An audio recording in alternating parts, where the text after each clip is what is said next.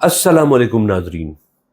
आजकल के इस मॉडर्न दौर में जहां दूसरी बीमारियों ने तरक्की की है, वहीं पर नौजवान नस्ल पर मेल डिजीजेस यानी मर्दाना अमराज ने बहुत ज़्यादा हमला कर दिया है, जिसकी एक आम वजह टेक्नोलॉजी का इस्तेमाल है।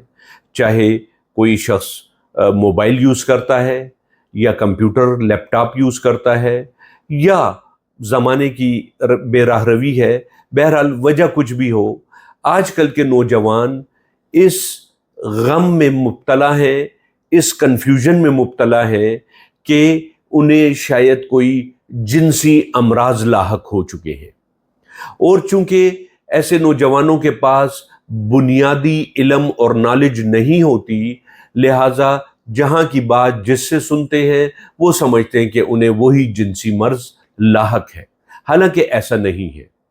इस सिलसिले में हमेशा अगर खुदा न खास्ता आपको किसी किस्म का भी कोई जिनसी मसला लाहक हो या लाहक ना हो, सिर्फ इसके लिए मालूमात ही हासिल करना हो, तो हमेशा क्वालिफाइड डॉक्टर से रुजू करें। आज मैं आपको बताने वाला हूं कि जिनसी अमराज बहुत सारी किस्म के होते हैं, बहुत सारी किस्म के वाहिमे होते हैं, बहुत सारी किस्म के विश्वास और सिर्फ सोचें होती हैं, वो जिनसी अमराज नहीं होते। लिहाजा ऐसी सूरत में फिर हमारी नौजवान नस्ल को क्या पता होना चाहिए। आज मैं आपको जिनसी 3 बेसिक और बुनियादी अमराज से मुतल्लिक बताऊंगा।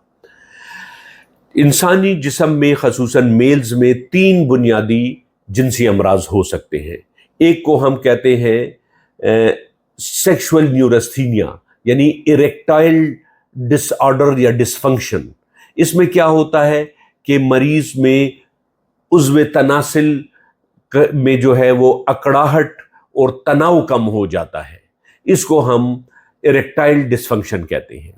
दूसरी किस्म है, इसको हम कहते हैं प्री मेच्योर इजैकुलेशन या अर्ली इजैकुलेशन, यानी टाइमिंग का कम होना, वक्त से पहले डिस्चार्ज हो जाना।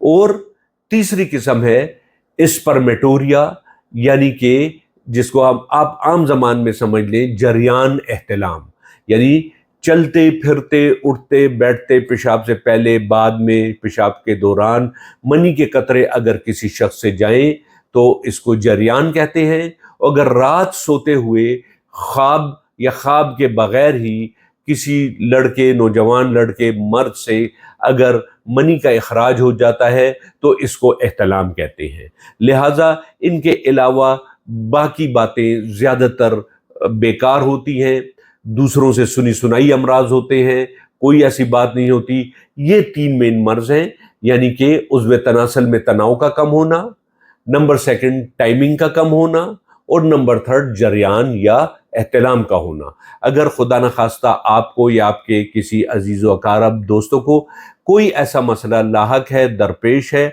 तो उसे चाहिए कि अपने करीबी होम्योपैथिक क्वालिफाइड डॉक्टर से मिल ले या हमारे क्लिनिक तशरीफ़ लाएं, हम आपकी बेहतरीन रहनुमाई और डायग्नोसिस कर देंगे।